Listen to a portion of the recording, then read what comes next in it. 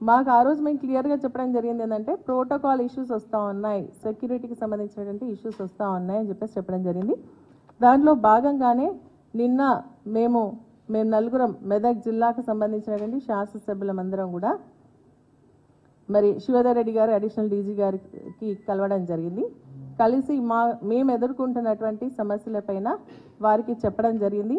కాంగ్రెస్ ఎందుకంటే మేమందరం కూడా ప్రజలతో ఎన్నుకోబడ్డటువంటి ఎమ్మెల్యేలం, వారు అదేవిధంగా ఎన్నుకోబడ్డారు, కాంగ్రెస్ పార్టీకి సంబంధించిన వాళ్ళం, మేము అదేవిధంగా ఎన్నుకోబడ్డాం.